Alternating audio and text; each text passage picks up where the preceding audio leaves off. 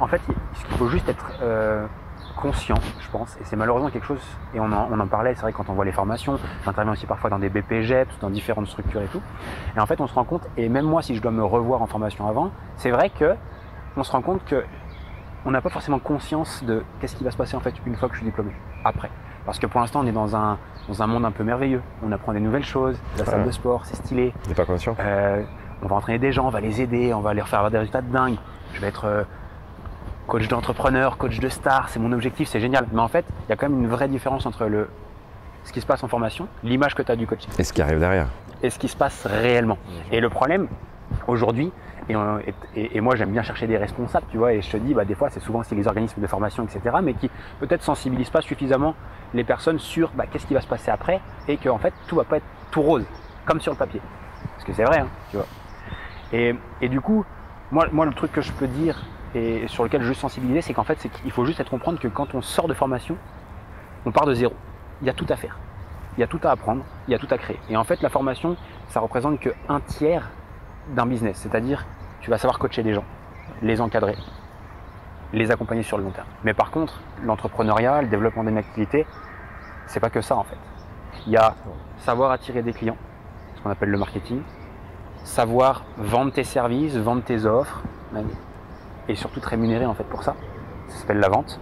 Et il y a le suivi client, le succès client, la fidélisation, l'accompagnement, ça dépend comment on l'appelle, qui va de j'encadre les gens, etc., jusqu'à que je gère aussi mes encaissements, ma comptabilité, et tu vois, tout ça. Et ça, en fait, c'est quand même un package qui est le minimum syndical à savoir faire quand tu veux durer sur le long terme. Et si tu as vraiment des objectifs quand même de faire grossir une activité, d'en vivre confortablement, le conseil qui est naturel pour moi, c'est forme-toi. Lis des bouquins, regarde des vidéos, achète des formations, mais juste sache que tu pars avec pas tous les éléments et qu'il va falloir construire en fait. Je parlais de briques, tu sais, ce fameux, les briques du pont que tu vas ajouter pour obtenir ta liberté, les briques par briques. Alors justement, on parlait de gestion de compta, etc. et de faire grandir sa société. Pour toi, être riche, ça veut dire quoi? À partir de quel moment on est riche? C'est ce que je disais tout à l'heure, c'est les questions de merde piège où il n'y a pas forcément de réponse. Alors déjà on ne me l'a jamais posé, je ne me la suis jamais posé non plus. Alors moi si tu veux, j'ai aucun souci avec l'argent, mais j'ai pas, tu vois, ma question elle est un peu, elle est ouverte en fait. Et je vais pas te parler d'argent en fait, dans le truc.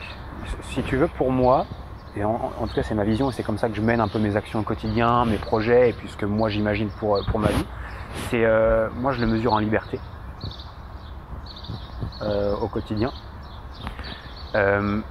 J'ai 5 indicateurs, 4, 5, c'est richesse sociale, ça veut dire en gros avec qui je suis au quotidien, qui est-ce qui m'entoure, avec qui je travaille, tu vois, mes clients, mes équipes, ma famille, les amis avec qui je suis. Et en fait, mon objectif, c'est d'avoir la richesse de pouvoir choisir qui je veux. Et vraiment, mes clients, mes équipes, etc. Aujourd'hui, j'ai la chance de pouvoir choisir. Liberté hiérarchique.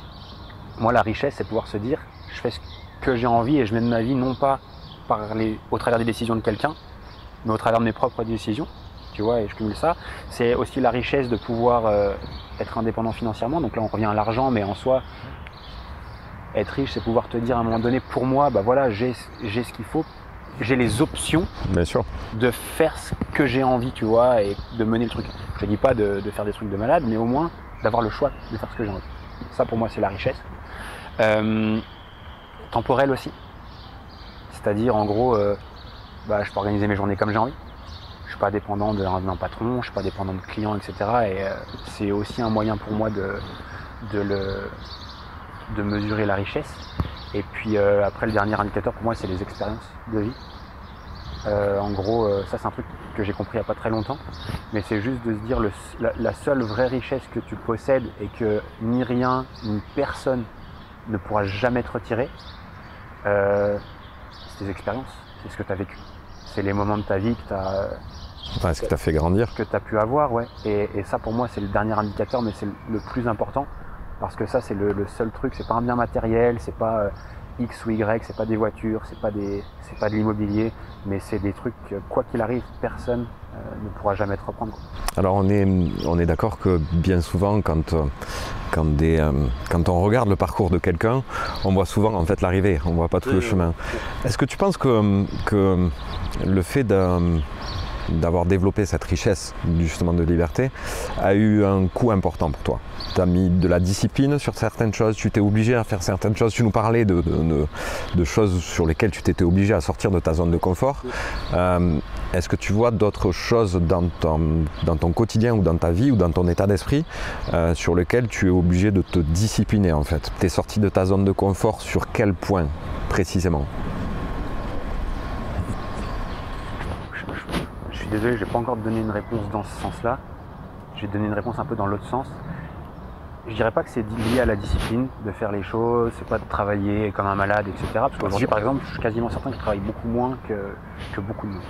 Par contre, il y a un truc qui, moi, m'a vraiment facilité dans le développement de mes activités, de mon business, d'aller vite. J'en parlais hier, j'en prends conscience quand je discute et que tu me dis mais en fait je sais pas si tu te rends compte à l'âge que tu as, ce que tu as déjà fait. Bon, c'est vrai que moi je me rends pas compte parce que tu vois quand tu es dans le truc tu te dis bah écoute tu as toujours envie d'un peu plus, tu as toujours envie de trucs. Mais c'est le fait, je pense que j'ai cultivé une facilité à passer à l'action en acceptant l'éventualité de pouvoir me rater et surtout en appréciant me rater, parce que je sais qu'en me ratant, quoi qu'il arrive, en fait, je fais cette boucle. Ok, je me rate là, mais par contre, c'est juste pour repartir derrière. Et en fait, j'ai cultivé ce truc de dire, je lance vite, je rate vite, surtout, et comme ça, je peux vite. Exactement. Je rebondis vite. Et en fait, ce cycle que tu fais, en fait, quand tu as juste compris ça, que quoi qu'il arrive, tu vas te lancer, et de toute façon, tu ne seras jamais sûr que ça va fonctionner. Pars déjà du principe que, grosso modo, il y a 50-50. 50% que ça marche, 50% que ça rate. Mais si tu acceptes ça, que tu dis je lance vite pour échouer vite, et que tu répètes en fait ce cycle tout le temps, parce que des trucs que je me suis planté, je peux te dire qu'il y en a un paquet. Des ronds, j'en ai laissé un. Franchement, vraiment. T'as payé ton école de commerce, quoi. Encore aujourd'hui, franchement. Mais par contre, si tu comprends juste le fait que c'est juste des cycles, et que plus tu rapproches le plus vite, enfin que tu rapproches ces cycles de j'essaye, je rate, j'essaye, je rate, j'essaye, je rate, j'essaye, je rate, quoi qu'il arrive, tu vas plus vite que tout le monde. C'était sur de l'empirisme. Quoi qu'il arrive. Et en fait, le job, c'est pas d'attendre des projets, d'en parler pendant 5 ans à toute la planète et de te dire un jour, vas-y, je me lance. Ou j'attends le bon moment pour me lancer. Tu lances, tu testes, tu vois, ok, tu rates, tant mieux, boum, cycle. Et en fait, c'est cette capacité justement à rapprocher les cycles de je lance échec et de les cumuler comme ça, puis aimer et même limite ça, tu vois, et que c'est ok, c'est normal. Et je pense que c'est ça vraiment le truc qui en tout cas a fait la grosse différence. Ok. C'est quoi ton meilleur moment ou ton pire moment dans ton job? Une expérience. Ouais, une expérience, un truc de dingue. Un truc. Tu veux que je commence par quoi? Le pire. Le pire moment. Qu'est-ce que c'est que le pire moment dans mon job? Un truc qui te vient en tête, ouais. une expérience où tu te dis oh là là là. Je peux te le donner.